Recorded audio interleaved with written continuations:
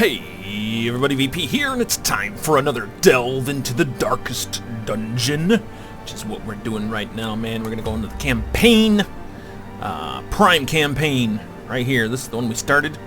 Let's go to it, man. Let's go to it now. I had one of my friends mentioned, why are your videos so short for this particular series? And the reason I did that was the whole gameplay experience just for that one dungeon, just the beginning cinematic and everything, only took a whole hour basically to complete. So it was a really long video. I didn't think it needed to be that long. I didn't know how well people would be able to sit through a super long video like that. So that's why I cut it up into the parts that I did, little bite-sized chunks.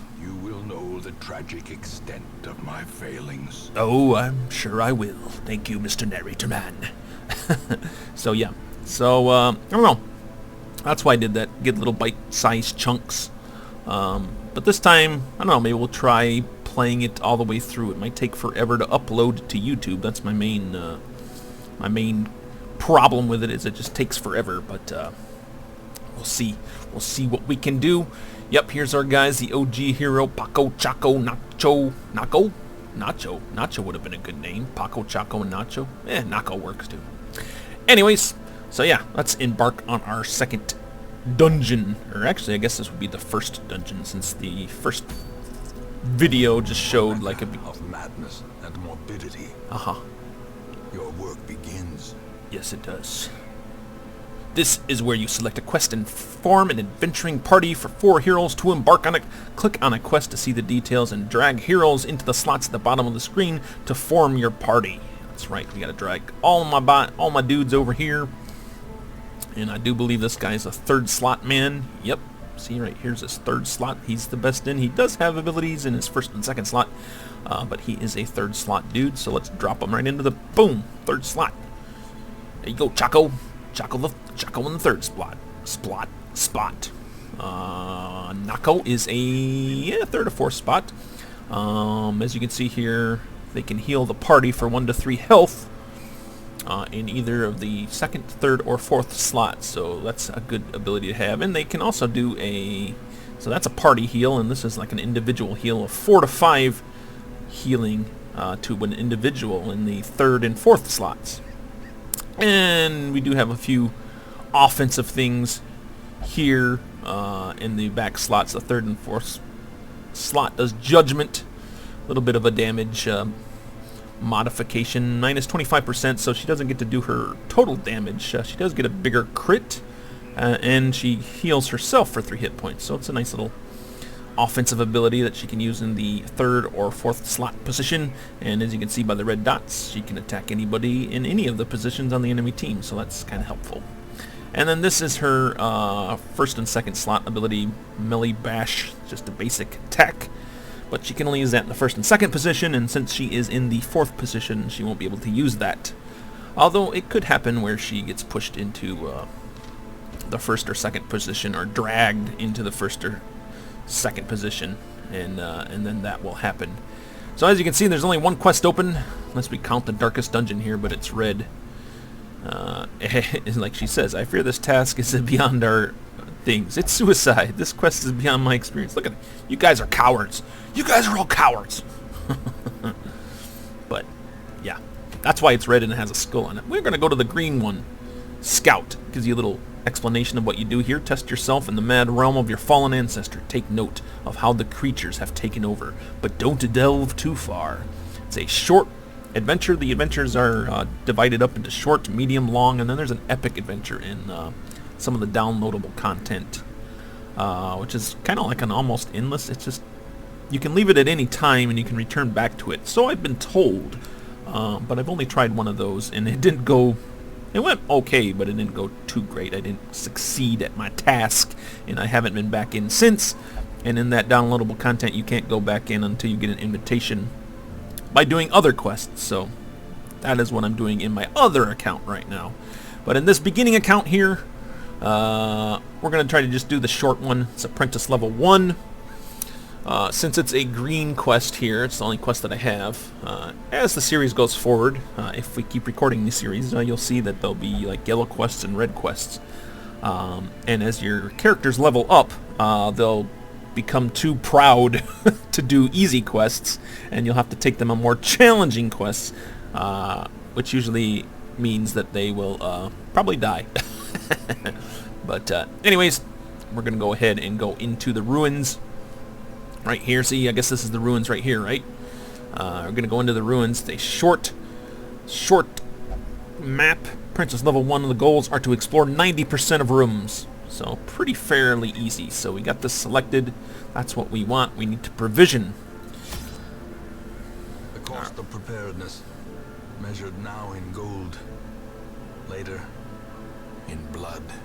Indeed. So, yes, before you go into an adventure, you have to purchase things. I think I hit on this a little bit in the first video, but I am going to let you guys know about it right now. We're actually doing it. So yeah, you have to pick different supplies. Each one has different things that they can do, but the trick is they each cost gold, as you can see here, and we only have a limited amount of gold. So if we fail, we lose all of the money that we spent on this. Now if we get back with some of this stuff, we do get some of the cost back, but it's not anything equal, at least not I don't know of. At least I don't think it's as equal to any of the prices we have here. So you kind of have to judge what you want to take with you. I of course always take food. There will be at least one rest period while we're adventuring, at least one, where everybody will get hungry, and if you don't feed them 4 food, 1 for each character, then they get super stressed. And as we said in the previous video, if they start getting super stressed, bad things can start happening. Or good things sometimes, but usually it's bad. Pretty much in this game, it's usually always bad. So I always like to have enough food with me, and the food also heals members of the party. So we'll take, let's take 12. Whoops, I meant to get 12. I got 13. Hey, unlucky 13. We probably won't need all this food for a short dungeon. Usually I take less food into shorter dungeons, but who knows? Who knows? It's always good to have. The shovel, used to clear obstacles and break into things. Yes, as you're adventuring through the dungeon, we will encounter obstacles, and if you don't have a shovel to break through them, you have to do it by hand, and that super stresses out your party. Again, it's always weighing the stress of your party. You don't want them to get too stressed out, because then they flip out.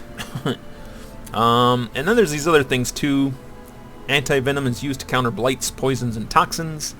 We do get poisoned a lot in different blights and stuff, but I usually skip on these. I can usually get by without them.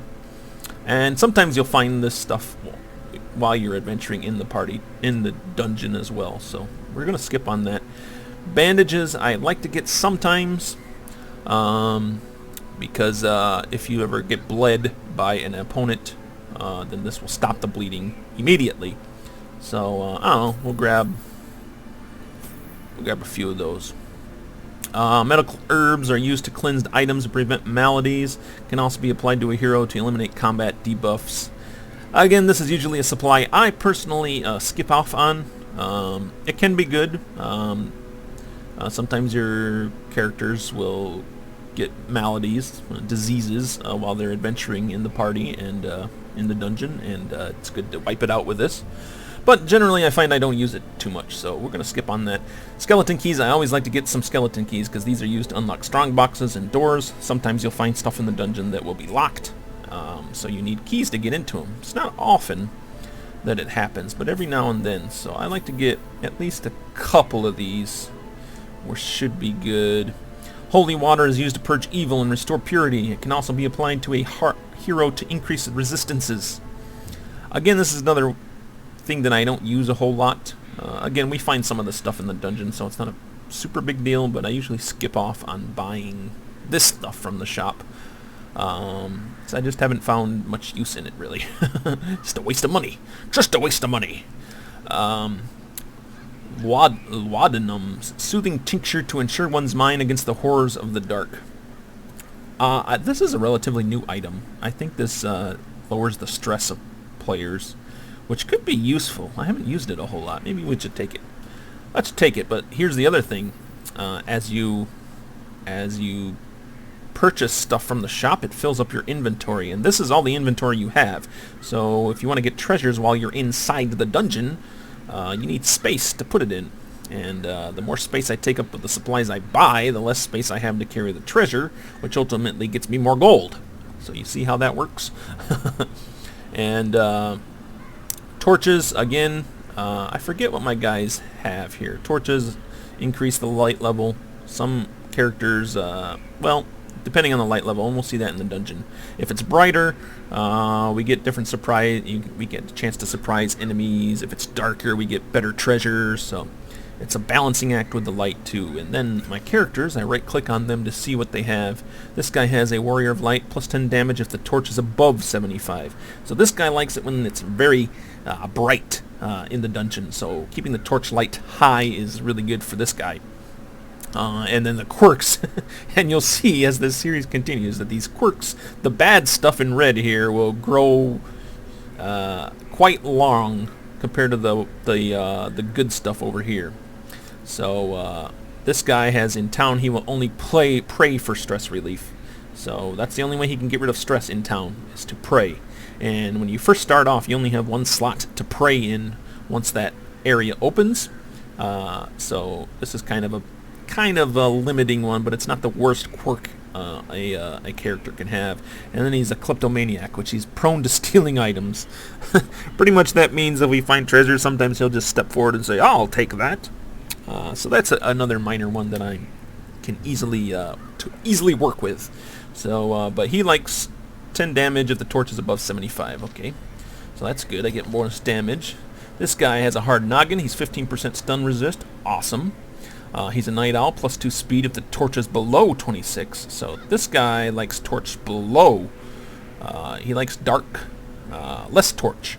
My Crusader here likes more torch. This Highwayman likes less torch. And then he has quick reflexes, which is plus 2 speed. Really awesome. That means he gets to go first usually. I mean, he's got a speed of 7. That's pretty good. And his bad quirk right now is he's a known cheat. He's not allowed to gamble while in town. Shame on you, Paco. You cheated. You cheater. You cheaterson. Yeah, so he's a known cheat. Again, that's not too bad, but it does limit how he can relieve stress in town. So he can do everything else but gamble in the tavern. So that's not too bad. And here's Choco, the plague doctor. She is a nymphomania. She is a nymphomaniac, or he is a nymphomaniac, I should say. Plus 20% stress heal received when he's in the brothel. That's right, ladies and gentlemen, they have brothels in this game. It's just another area of the tavern that relieves stress for your players, or for your characters. So if this guy goes to the brothel, his stress goes down a lot better. He is a dirty, dirty boy. You're a nasty, nasty boy, Choco. And he's also a Warrens tactician, so whenever we go into the Warrens, we're going into the ruins here. That's the dungeon that was the only dungeon available right now was the ruins, so that's where we went. But if we ever, when this guy goes into the Warrens, he gets plus 15 damage while he's in there. So that's pretty good if he's in the Warrens, but in here, it doesn't really matter. And then his bad quirk is a blutomania. He's obsessed with cleanliness. Not really a big game changer. Doesn't really affect the dungeon delve too much, other than he might refuse to take stuff, but I usually have never experienced that, so I can deal with this quirk. This is not a bad one. That is not a bad one at all. And finally we go to our healer, our Vestal, Nako. Nako is an Unholy Slayer. She has plus 10 ACC versus Unholy. That's plus 10 attack whenever she attacks Unholy, so that's pretty good. That's a pretty good thing to have. She can attack Unholy, and different creatures we encounter might be Unholy. And she also gets plus 5% crit versus the Unholy, so that's also good as well. And she is a Warrens adventurer as well, so I got 2 people on my current roster who love going into the Warrens. Well, too bad, people. We're going in the ruins now, so time to tough it up. Deal with the ruins.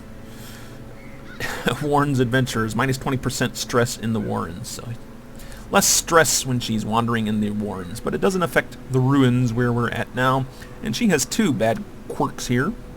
A cove phobe, so she gets plus 20% stress in the cove, which is another dungeon area that will unlock later in the game. If she goes in there, she's liable to get stressed out a lot easier.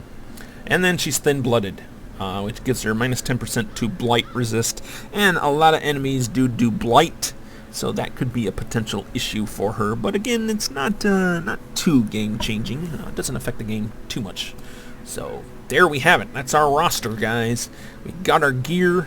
So I had this guy who had torch. He likes it high. He likes it low. So we'll get a few torches. We'll get a few torches here. We'll get the best of both worlds. When my torches run out, then this guy will start stepping up and doing awesome things.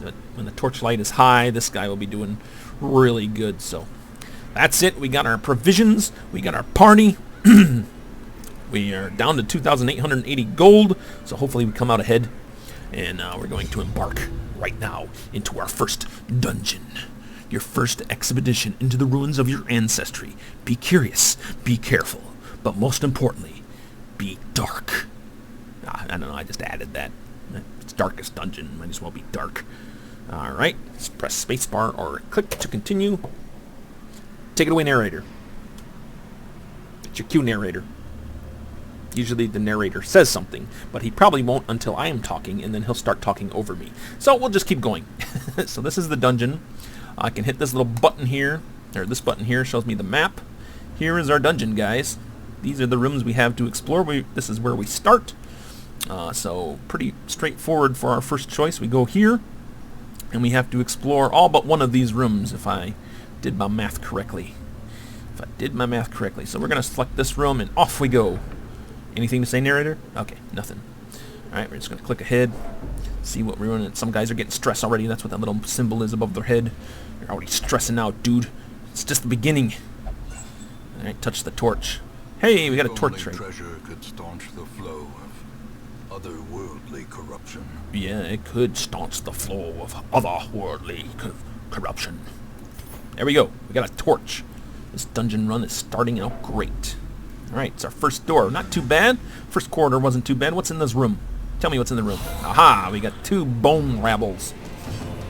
Alright, my dude gets to go first here. We're going to do a pistol shot. Affects the people in the 2nd, 3rd, or 4th slot. We can hit the 3rd slot. Bam! Take that. 6 damage to you, my friend. Alright, and this guy does plague medicine stuff. It's kind of like just debuffs people usually. Although I can stun. And shuffle people. I think I will go with the damaging, emboldening vapors here. Actually, that's a buff. Sorry, that buffs my party. I can throw this on my party members to give them plus 20% damage and plus 3 speed. Might not be bad, but I do suffer from not getting an attack on our enemies. And then the other one is he can heal as well, but he only heals 1-to-1. So I'm guessing he heals 1 health. Not terribly useful. At this moment in time. So do I want to orient him, or you know what? Let's buff our dude right here in the front. Take a little vapor. Yeah, breathe that in. Breathe that buffiness in. Alright, now this dude here, our priest, doesn't have anybody heal right now, so we're just going to go with judgment. I think that's what, yeah, because these are both heals. This is my only attack. And I'm going to go for this one that has the less health here. See the little health bar? So we're going to try to take him out, because he hasn't moved yet. That's what these little white dashes are. That means they haven't taken their action. So if I can wipe them out before they take their action, then that's one less action for the enemies to take. Yeah. And the stress went down with that little thing. Here's these little white circles are how much stress they have. So if this ever reaches the highest point here, then they have a chance to break. And either mostly bad things happen, but sometimes good things happen. So this guy is newly buffed. He is just going to smite a simple melee attack to damage this guy, and 13 damage takes him out. It is executed with impunity, as the narrator has... At least promises success. Yes, it does. It at least promises success. So that's good. We'll take that 850 gold into our treasure chest, our backpack, and there's a chest right here. So I can click on any of these guys, whoever I want to open it. Doesn't really matter because we all share treasure, but Sometimes if there's a trap on it, then somebody that has trap detection is better at doing that. But I think this is just a regular chest, so we'll have our leader, the OG hero. Let's open this up. A long-forgotten strongbox sits on the cold floor, its contents unknown. Let us open that chest. The contents are mine. Wealth beyond measure. Well, Awarded to the brave and the foolhardy alike. yeah, that's true. So we're going to take the shovel, we're going to take the citrine, and we're going to take the gold. Citrine, these are just gems, and it tells you their value there. It's basically 250 gold. If I had an option, I probably would put more gold in the slot, and you might see that as we go through. I'll get rid of these gems for gold piles, because I can hold more gold than I can hold gems, which seems kind of weird. But some gems are cost a lot of gold, but this is a little itty-bitty gem. So okay, we made it to this room. We go back to our map. We're scouting. Every once in a while when you go to the map, it has a chance to scout the rooms ahead in the corridor. As you can see, we're here. There's an obstacle right there. There's a battle there, and then we get to this room which looks to be empty. Alright, if we move up the map, you right-click and you drag to move this map, in case you were wondering. So once we get to this room, I can go this way, and there's a curio, which it's not always a chest, it's just some weird thing in the way. It could do bad stuff to you, but there is something interesting there. And there's a room with a battle and a curio. So this was a room with a battle and a curio in it. That's why there was a chest here. You get treasure from killing enemies, and you get treasures from looting curios. So there's another curio to the north, and a room battle with treasure. So this is a good room, supposedly, with treasure, but I have to do a battle first. So we're here. We are just going to go here. It's the only choice that we have at the moment. So that is what we'll do. Oh my, what is this? Rebel. The cold stone seems bent on preventing passage. It really does, Mr. Narrator Guy. It just prevents my passage. So as you can see, it's a crude jumble of stones and debris, blocks my path. That's why the shovel's here. Clear the obstacle by hand. It will take considerable effort, which gives you stress. But if we have a shovel, which we do, it's showing up right there, that's what we're going to use. So we're going to click on the shovel, and boom, away goes the rubble with no stress to our companions. Oh, here's the torch. The light is fading. The current torch level greatly affects many mechanics in the game. The darker it gets, the harder things get, but the better the rewards. Right-click on a torch from inventory to boost the light back up. Alright, so we're in another fight. Some bad guys. This guy I hate. He always stresses my people out. Look at that, 22 stress. Boom, just like that. This guy has to die. Here's the torch level. We're at level 1. We get double the stress. We get monsters get attack and damage bonuses. Monsters get double the crit bonuses.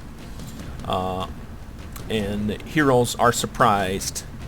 The good things is we get plus loot. We get our crits are better, and we can surprise monsters the darker it is. So as this changes, and we'll show you at the end of this fight if I live, which I hopefully will live. So my gunner guy, Paco, highwayman, gonna take a pistol shot right to this stress-causing idiot. Ooh, crit 13, he's gone. Take that stress-causing idiot. 9 damage. Boom, just like that. We're gonna go ahead and give this guy the vapors. Give him the vapors. No, that's not the vapors. This is the vapors. I could disorient this guy, which has a chance to stun him. Which I have he has 10% resistance to stun, so that might work. You know what? Let's go for that. Let's stun him, because he's the only one that hasn't gone on their team, and I still have my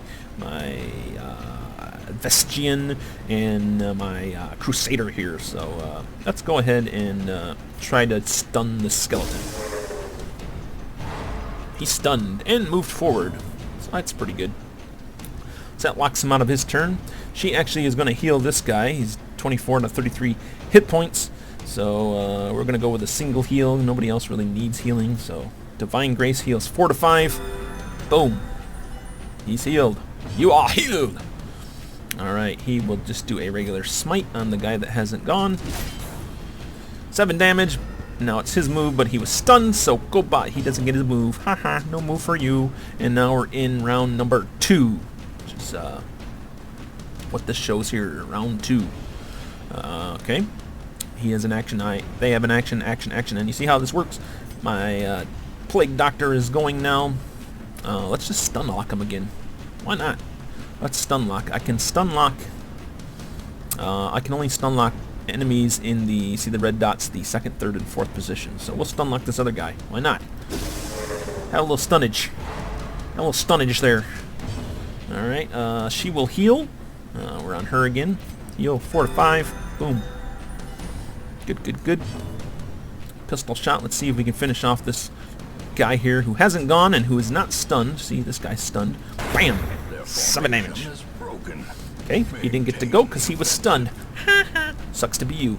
My last guy to go in this round is this dude here. He is just going to do a simple smite for 8 damage. Almost kills him, but not quite. And then I can't shoot this guy because I can only shoot people in the 2nd, 3rd, and 4th slot position. I could do a grape shot blast. So 75 attack. My damage is decreased by 50%. My crit is decreased by 9%, but it does debuff him.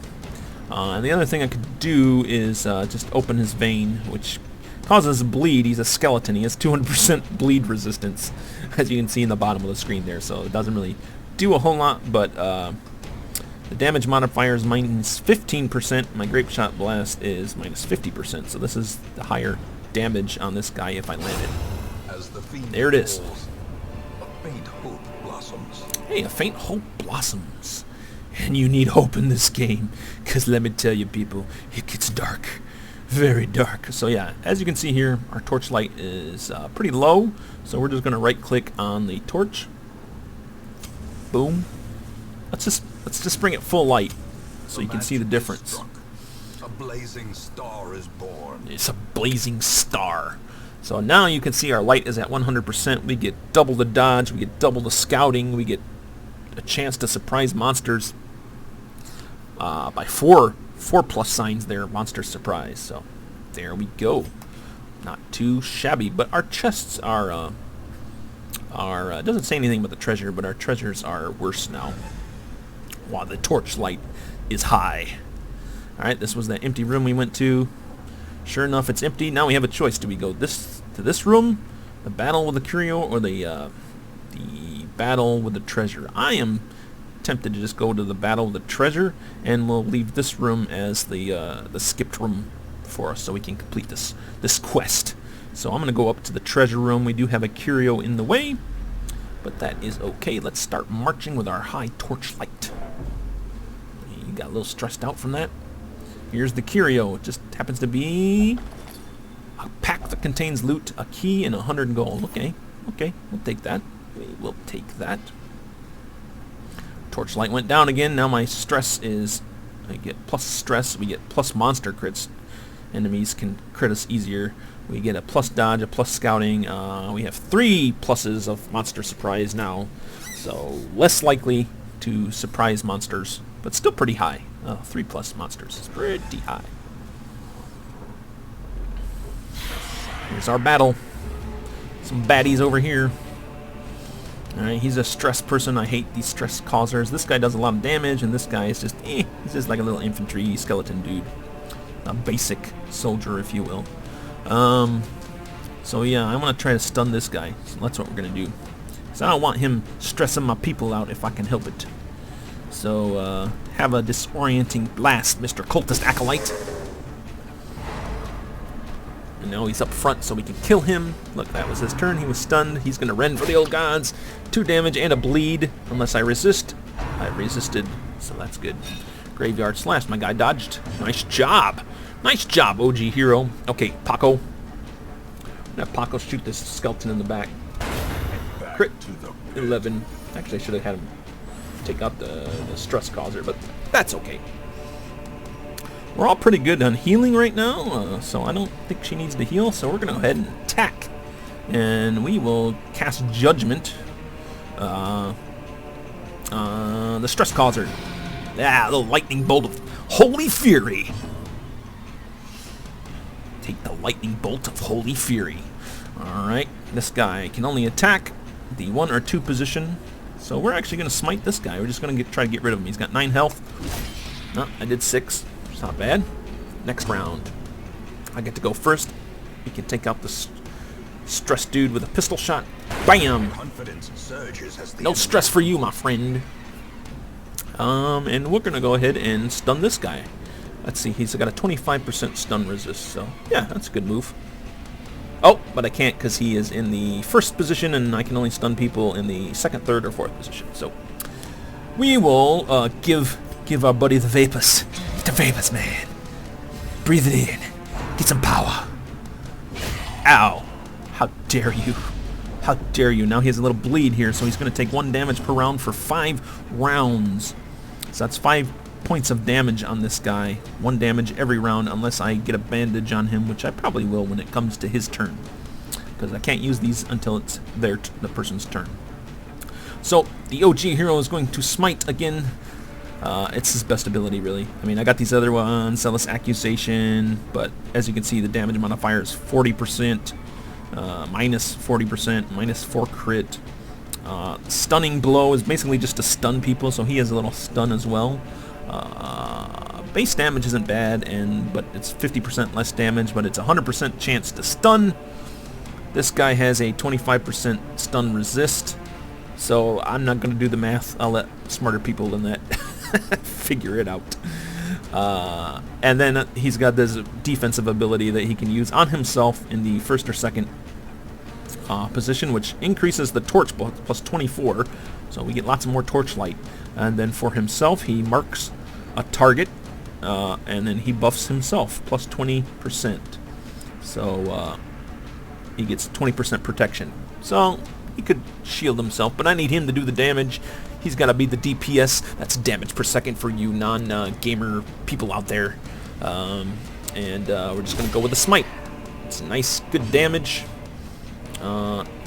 He needs healing, so let's do a single heal to this dude. You got it, buddy. Feel some healing power. And his bleed happens at the top of his turn. Your hero is bleeding. If you wish, you can use a bandage from inventory to stop the flow. Right-click on the bandage while it's the injured hero's turn. Yep, so that's exactly what we're gonna do. Boom. I got the bandages. Might as well use them.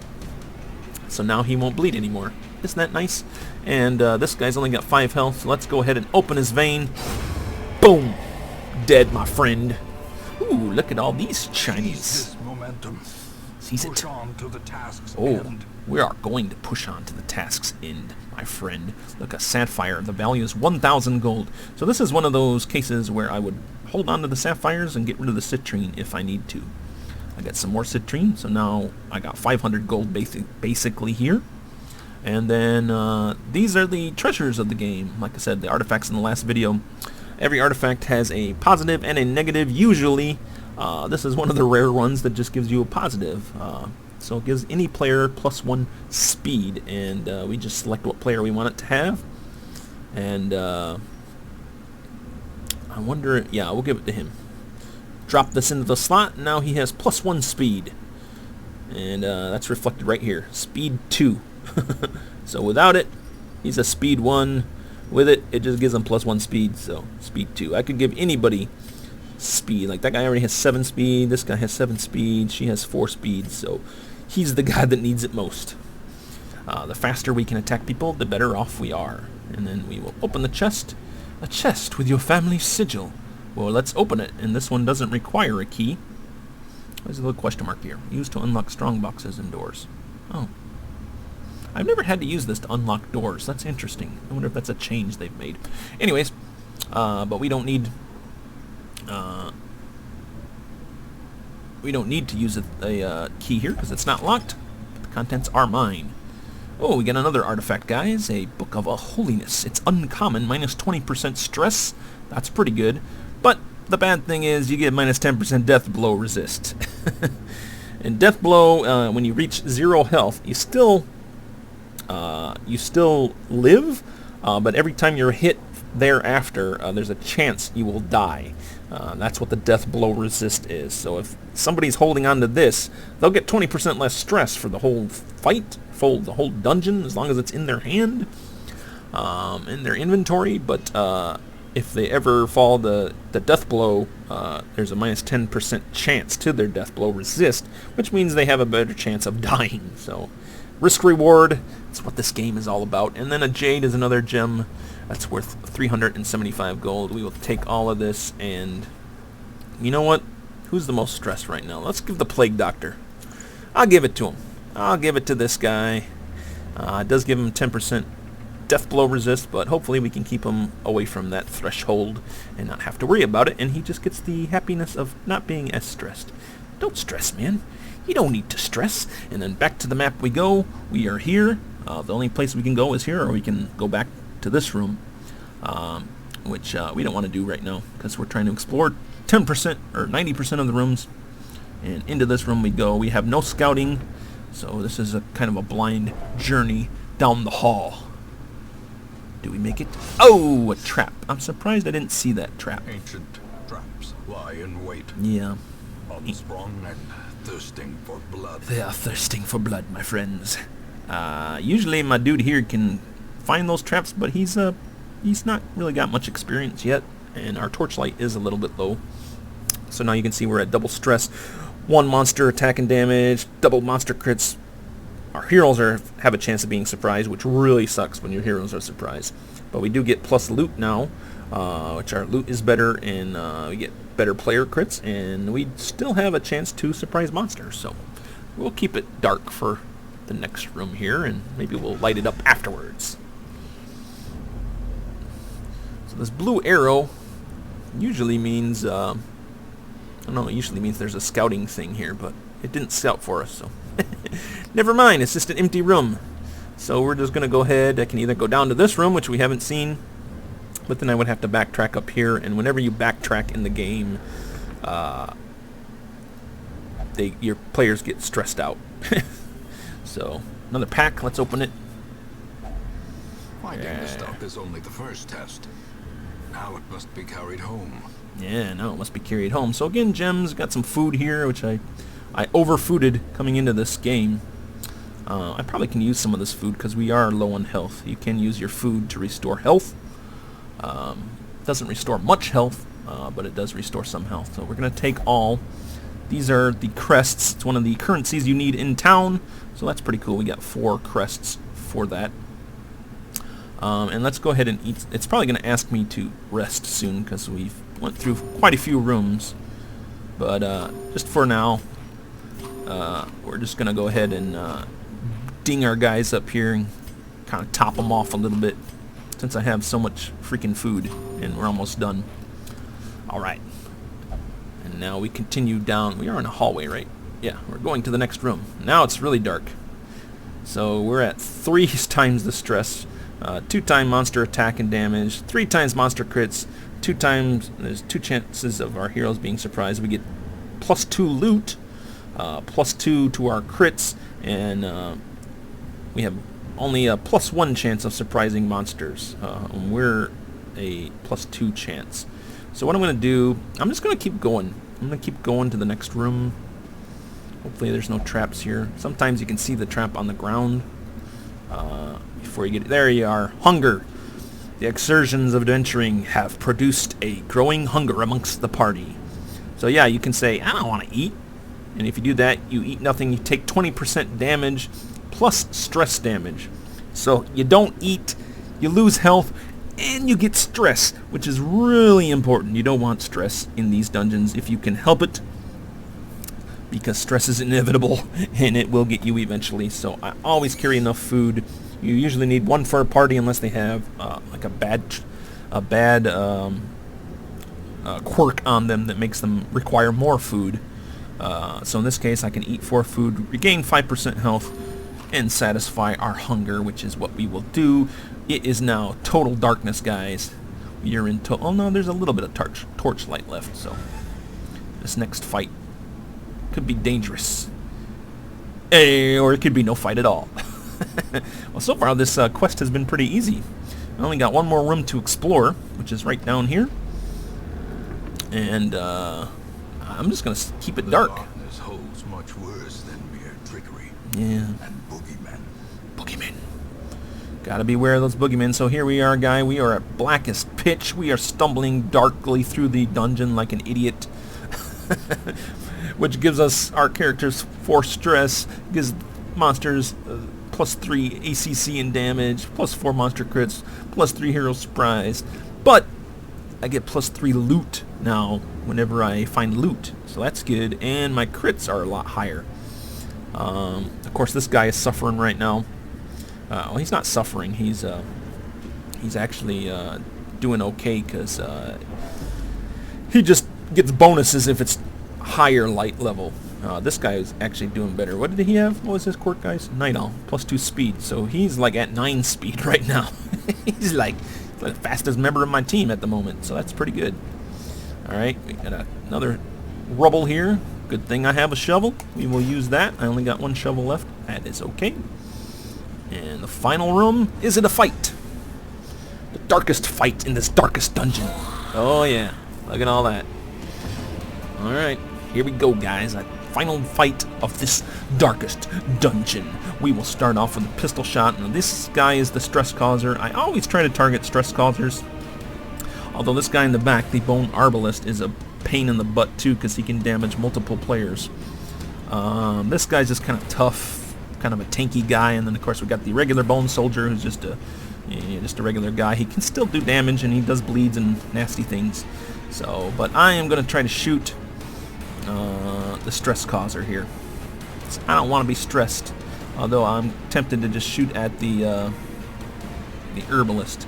And as you can see, as you mouse over these guys, the stats right here, right there, will change. It shows you exactly what your character can do to him. So I have a 73% to hit with this guy, 15.5% crit. My hero damage will be 5 to 9, and he has 10 hit points. That's pretty good. And then this guy has a 80% chance to hit, which is better. Crit chance is the same, and damage is the same. But we're going to try to just take out the guys. I find it's best to just try to eliminate one guy as fast as possible so the enemy team has less attacks on you. Alright. Do you want to stun? Yes, I do want to stun. I am going to disorient the guy in the back. What is his stun at? 10%. Okay, that's not bad. Let's try it. Oh, he dodged it. Figures. Do I need to heal anybody? Not really. So let's go ahead and judge somebody. So let's see what their things are here. 90% chance to hit, 3 to 6 damage. 95% chance to hit any of these guys. Now at this point he's already went. These guys still have action. So if I could try to kill this guy, it's not going to happen. I'm not going to be able to kill any of these dudes with this chick's damage. So in this case, I think I'll just go ahead and kill the guy that I know is dead. But I do have this guy to go, so he's going to be able to attack any of these two. But we'll just go with a certain death, hopefully. Yep. Good, good, good. Now, unfortunately, the enemy still has 3 actions left. But we'll just deal with it. Boom. Okay, that time he just did a single attack. Sometimes he does attacks multiple heroes. Ow! How dare you axe me, you bone baron, beaten defender, whatever you are. You're nothing to me. You're smited to me. And we're just going to go ahead and actually, I'm going to take this guy out. 85%. I can do 6 to 12 damage to him. I had a better crit chance on him. And I can kill him in 1 attack, possibly. So let's do that. Well, we got the lesser end of the damage there, but that's okay. A lot of people are hurting. I don't want to embolden anybody. I think I'm going to try to stun the quarreler. Bam! Take some of that. Oh, he resisted. Well, he resisted the pull, but he did get stunned, so go us. We're all kind of hurting now. Well, these 2 guys are hurting, so I'm just going to do a Divine Comfort, 1 to 3 healing to my whole party. Such a useful ability. That's why I like having her there. She can heal your whole party. You can't heal them for a whole lot, but she can keep your guys alive, which is always a good thing. I'm going to go ahead and shoot this guy, get him out of the way. He's got an action left. He's got an action left, but he's stunned, so bam! This guy's not going to be able to do anything. Yep, just broke the stun. So it's just these 2 guys now, and he has an action left. I probably won't be able to kill him right now. Although I could try to stun him. 100% base. What's his stun resist? 25%. I would do less damage. Would I possibly take less damage? Let's go for it. Let's stun him. Oh, yeah. No attack for you this round. Alright, new round. Alright, now that lets my guy go ahead and... I think we'll try to shoot this guy in the back. I can do 5 to 9 damage. I can do... Oh, he can't attack that guy. What does his open vein do to him? 95%. He does 4 to 7 damage. Well, that's not quite going to get it either. I'm just going to take out this guy because I hate him. I hate him being able to damage multiple targets. We will stun. I'm going to stun this guy too because he's not quite dead yet. And he still has an action, so let's hope we can stun him. He resisted the stun. Ooh, but he tried to attack and missed. You suck, dude! Alright, this is my healer. I will heal our party again. Wow, nobody really got an attack on this guy, so that's kind of a dumb. I could do a judgment. 3 to 6 damage. It does have a chance of killing him. I do 2 to 4 damage. Killing him and stunning him. Or I can heal my party. This is the last fight of the match, so I'd rather try to stun this guy since he still has an action left. So let's do that.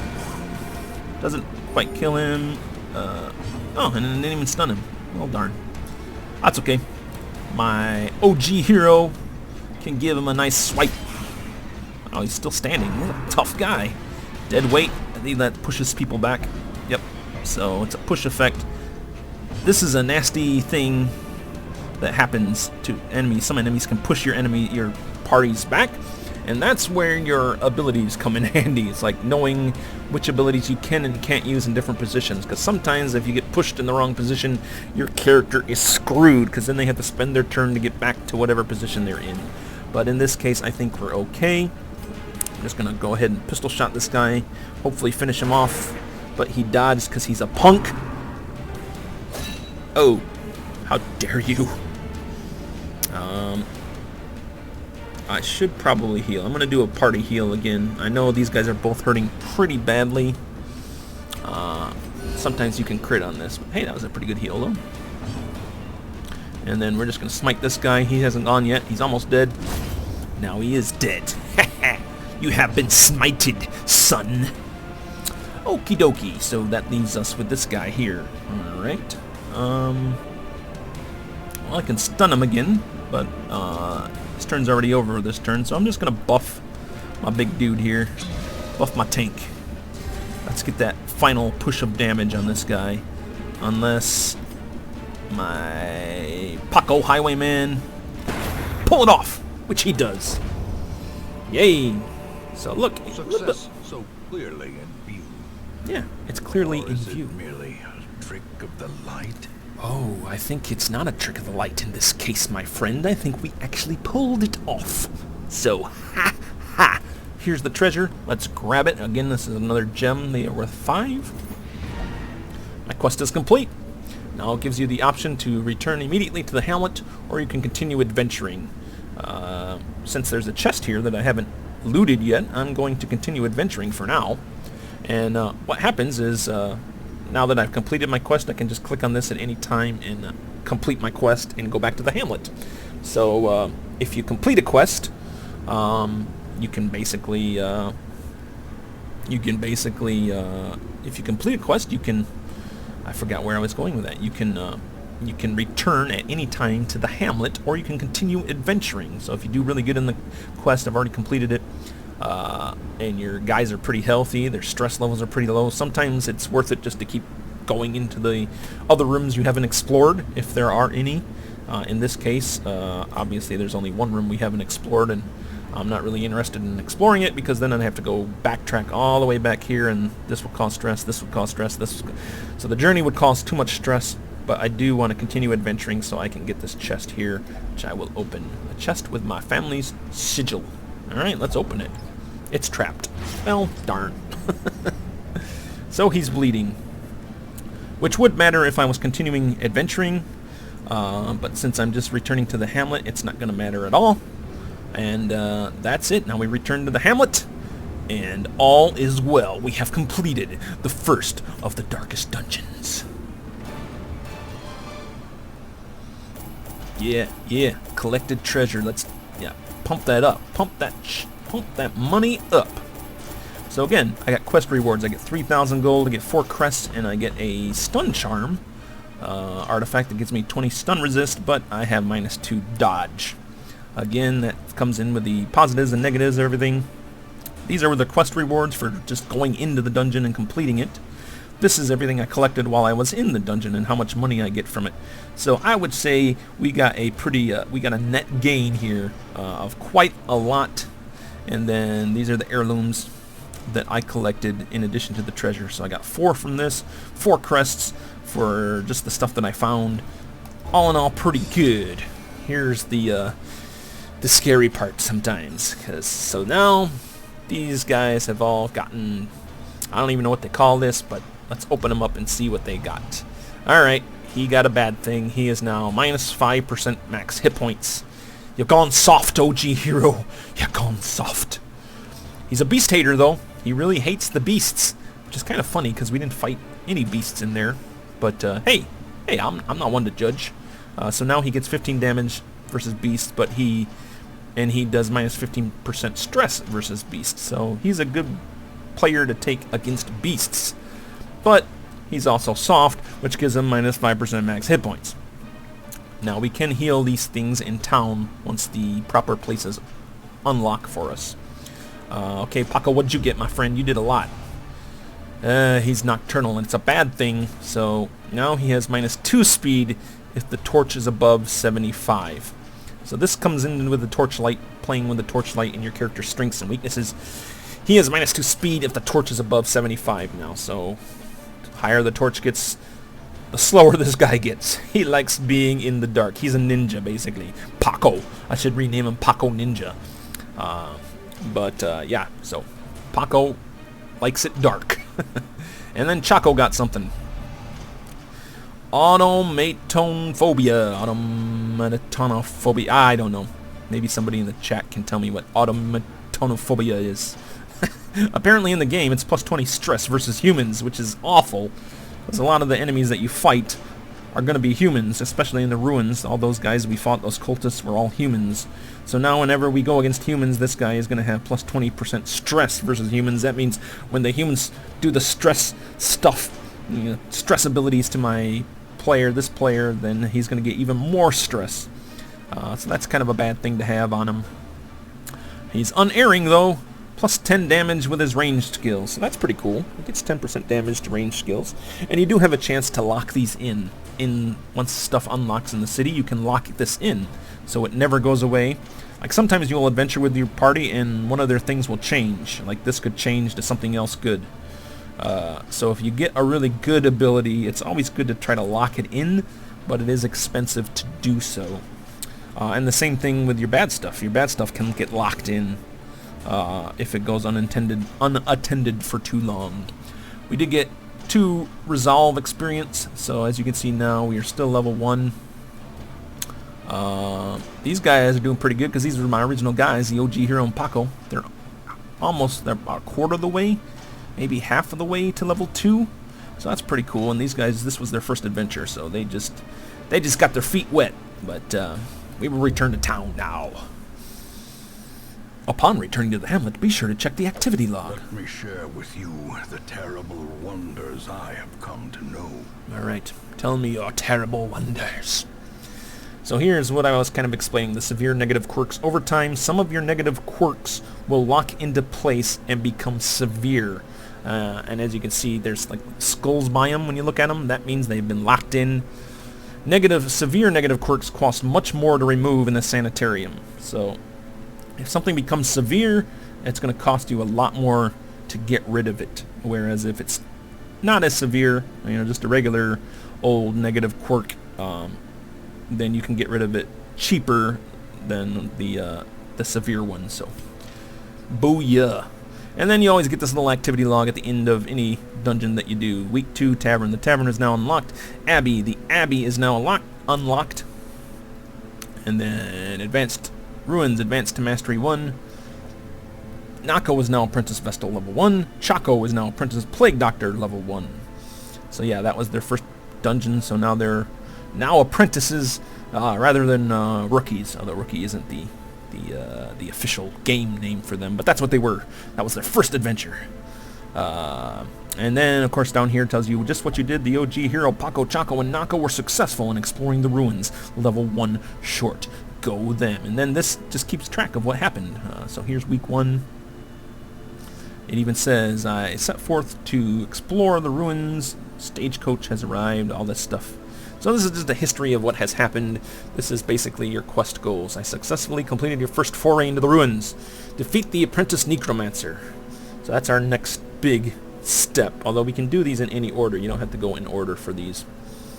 Although you do have to kill the necromancer before you can kill the necromancer lord, and so on and so forth. So there's lots of things to do.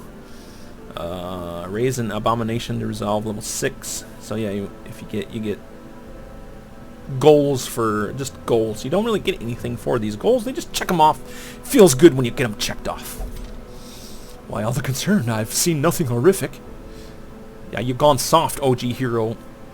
You've gone soft, my friend. Alright, there's a little exclamation point here. What about the graveyard? What do you want me to know about the graveyard? Fresh kegs, stress relief at the bar. Rooms promise solace to the weary and broken alike. That's right. So heroes relieve stress by taking part in activities at the Tavern and Abbey. Each activity has different side effects. Experiment to find the best activity for each hero depending on their quirks. Committing a hero to an activity locks them in the activity until the next week. You'll have to take a different hero with you on your next quest. So yeah. Now we get to the point of the game, the second portion of the game, the second phase of the game, if you will, where you can put your guys into stress relief programs to get rid of their stress. But when you do that, a couple different things happen. You relieve their stress when they stay there, but a lot of times they'll get bad things because they stay there. So say somebody stays, I send somebody to the bar for stress relief. They'll get their stress relief, but sometimes it'll be like they had too much to drink and now they're got a bad quirk of they only drink at the bar or they get kicked out of the bar, you know. So weird things like that happen sometimes when you put people in the abbey to pray or to do meditation, which are other forms of stress relief. They'll just go away for sometimes weeks at a time before they're even available for you to use again. So again, it comes with the negatives. There's nothing bright and positive in Darkest Dungeon. It's all comes with bad and good and bad, and there's nothing bright and happy about it. Which makes it, which I think what makes it so appealing and so difficult at times. So, what else you got from you, buddy? The Abbey. Have been dusted, the pews set straight. Yeah. The Abbey calls to the faithful. Yeah, it does. So yeah, here's the other stress slots, and the caretaker, this old fart, our old fart narrator guy, just shows up in places and hangs out, filling up a slot. So now, since he's here, I can't have anybody pray right now until I unlock. See this little thing here? Boom! Oh, I can upgrade it. I can upgrade the Abbey to increase types of stress treatment. So here you go, the Cloister, peace through meditation. I can increase stress recovery for 4 busts and 5 crests. I have 10 busts and 14 crests, so I could do that right now. That's why it's available to me.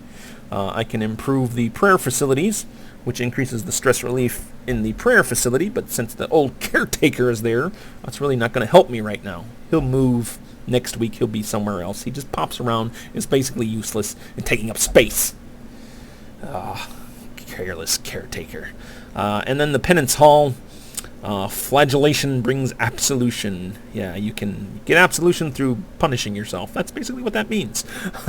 So this increases the stress recovery for that. So if I wanted to, I can upgrade these. I don't think I'm going to quite yet because I don't have too much stress on these guys. Maybe I'll upgrade. I don't know. We'll see.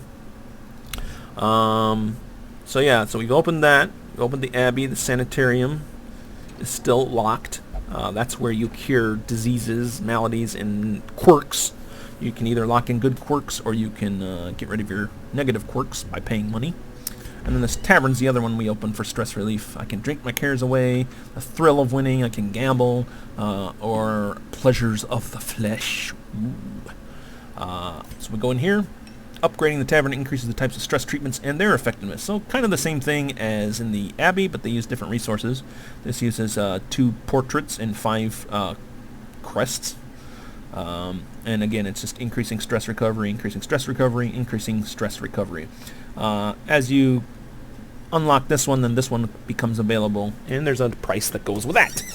So that's what you use these currencies for. All these currencies down here are used to upgrade your hamlet to make your stuff a lot better. And that is what we'll do now. Let me see what we can do. This OG hero is actually pretty good. I might keep him off because he's only got 1 stress. He is soft, but I can't take care of that right now. So as you can see, soft is now on his thing. -5 hit points. See how it's in red? That means something negative is affecting it, whereas the yellow means something positive is affecting this. In this case, it's his speedstone is affecting this to make it better. But his soft is making his max hit points less.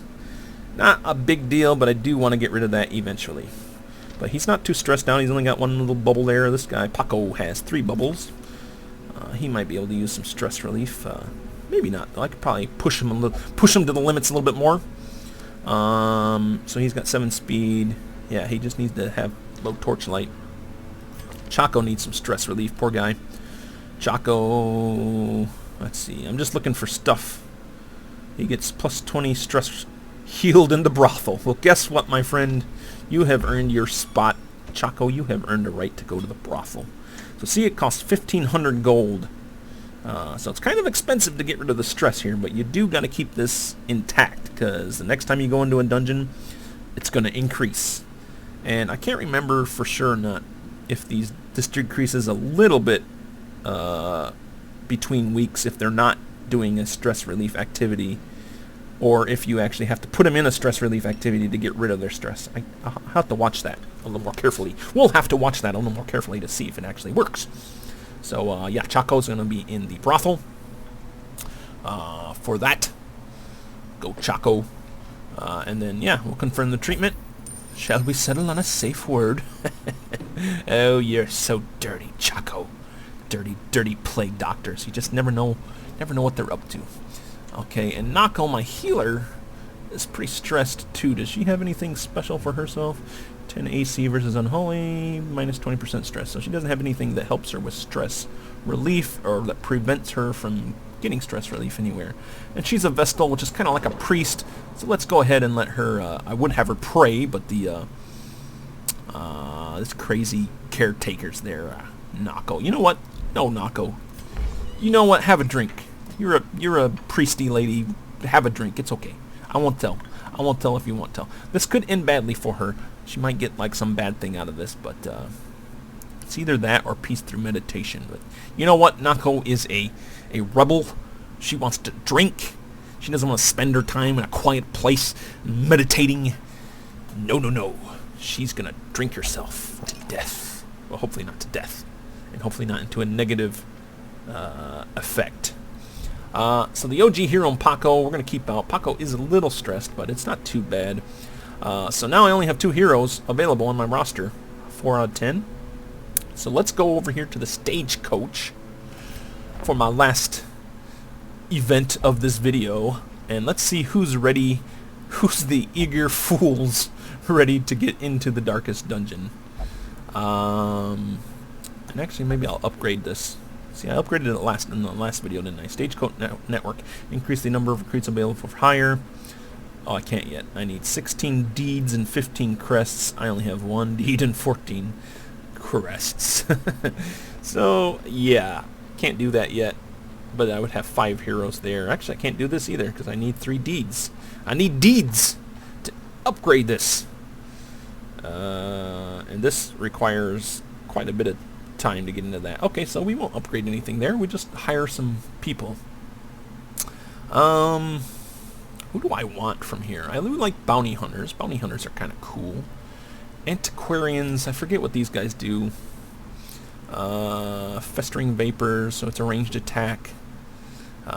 He debuffs the target. Okay, so he debuffs the target, and again, up here shows you the positions they're best at. He can actually do something in every position, which is nice. But he's best in the 3rd and 4th position. You can tell by how big the circle is here. Flash powder. So he damage modifier -100, bypasses stealth and de-stealth. I haven't seen the stealth mechanics too much, so it's not too important to me at the moment. He basically can reveal stealth characters, or attack stealth characters, I guess. And then he has fortifying vapors, which is a wimpy heal to a target, to a party member. That gives them 1 healing, and it does give them a bleed resist and a blight resist. So this guy's kind of like a buffer. He's like a buff guy. And then, what's this ability? Protect me 1. Mark target. Force guard by ally. Buff the target. Okay, so yeah, he's basically a buffer, and he can force an ally to guard him, which means if he does get attacked, the ally will take the damage instead. And for doing that for him, he gives whoever he buffs a +4 dodge and a +10% protection bonus. So he's kind of a background guy. He doesn't really do a whole lot of offensive. It's more buffing. So I guess he's more of a defensive dude. So I don't think I want the Antiquarian. I do like Jesters. Jesters are fun, but they're another kind of a support character, really. They got Battle Ballad. Can buff a target to give them 2 speed, 5 accuracy, +2%, and I get 30% damage on a finale and 8% on a finale crit. Which, does he have finale? I don't see his finale. Actually, he doesn't have finale. See, here's finale. So basically, this ability buffs a target and himself. Buffs one of his abilities, which this guy doesn't really have. So you're useless. You can unlock these as the game goes on, so you can actually interchange abilities, but you have to. You can only have 4 active at a time. So before you go in, you have to kind of pick which abilities you want. But they only start with 4. So they have 5, 6, 7, right? They have 7 abilities. They only start with 4, but you can unlock these as the game progresses. So he's got Ballad. In the 2nd and 3rd slot, he can bleed targets. 33%, -33% damage. He does get major crit. And again, it buffs his finale, which he doesn't have. You're an awful jester, Mortmain. And then this is kind of a cool ability, Harvest. If he's in the 2nd and 3rd position, he can attack both the 2nd and 3rd position of the enemy team with an AC base of 90, damage modifier -50%, and he bleeds them 2 points a round for 3 rounds. That's not a bad ability. That's a pretty good ability. He has to be in the 2nd or 3rd spot to use that, so pretty cool. Again, it buffs his finale. And then a Dirk Stab as a melee attack that moves him forward 1. So he moves forward in whatever slot he's in, and buffs himself. He can bypass a guard, which enemies will do to their allies, so that's pretty cool. He can do that. He's not bad. I do like Jesters. I use them a lot. Bounty Hunter's probably one of my favorites, though. This is another frontline class, another big body in the front. Or, in this case, the 1st or 2nd slot position looks like he's pretty good. He starts falling off in the 3rd and the 4th slot, but he still can do some stuff. So let's see. If he's in the 1st or 2nd slot, he can do an uppercut, which is a stun, and a knockback, so it knocks the enemy back 2 spots, so that's cool. He can pull enemies towards us, too, so that's cool from getting those stress guys who are usually hanging out in the back of the pack and bringing them forward. And then he can mark for death, which is basically just marking a target so that anybody that attacks that target will basically gives them the enemy that he marks as -10 protection, and he gets gives himself 3 speed, so that's pretty cool. And then his main ability that I use all the time is Collect Bounty, which basically AC base 85, crit modifier 7, but he does 90% damage if it's marked. So if I use the marked ability before I use this, it does a little bit better. And it's 15 damage versus humans. So this guy is a pretty good guy. I like having him in the front line We do still have the OG Hero right now, and Paco, which OG Hero is a pretty good frontliner. Paco's a good second or third and even fourth liner. He can fill. So maybe we'll wait on him. I don't know though. I might get him. He's a good secondary person in the secondary slot as well. And then of course I have another Plague Doctor, which I already have Chaco. So did I want another Plague Doctor? I might need another healer. That's the bad thing. Because as it stands right now, I don't have a healer. Nako is my healer, and none of these guys really heal a whole lot. Jester's, I thought they had a heal. Maybe I was wrong. Maybe I'm thinking of something else. No, he doesn't heal. And did this guy only healed one, right? The Antiquarian, Blight. He gets past stealth. He heals 1 for 1. So he can heal 1 hit point and bluff the target. Or buff the target. Bluff the target. Yeah, he can buff the target. And uses per battle. 3. Protect me. So I really don't have a healer. That could be a problem. So if you don't have a healer in your party, it is possible to go into a dungeon. It just makes it a lot more difficult. So maybe I should get this other Plague Doctor. Can he heal at all? Oh, he doesn't even have a heal. This guy doesn't even have a heal. Oh, man. Man, oh, man. Okay, well, no healer.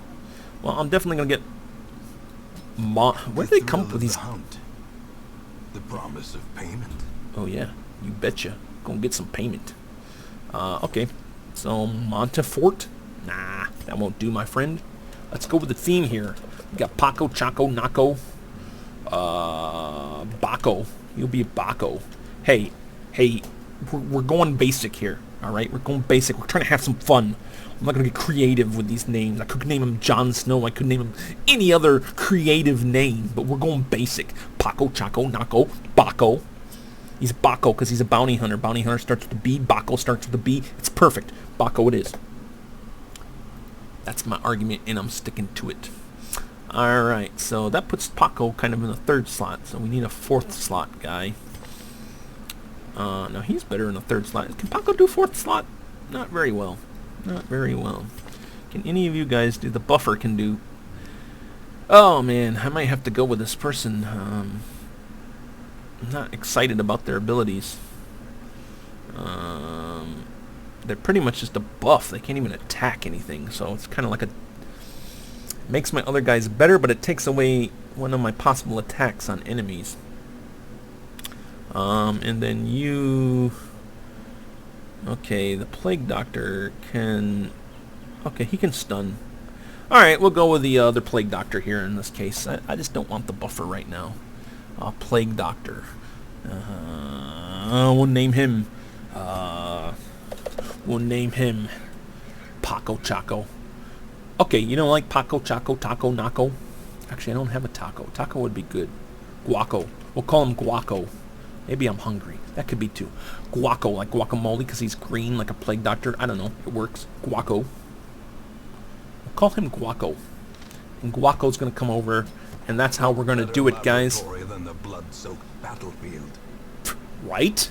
What he said. What better laboratory than that? So yeah, guys, we'll stop it right there. That's another delve into a darkest dungeon.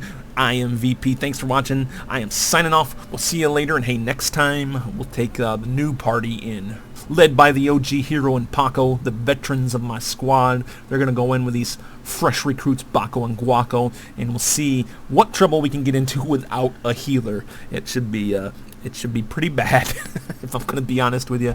Who knows what's gonna happen? We'll have to find out next time. Thanks for watching. We'll see you later. And hey, keep on gaming.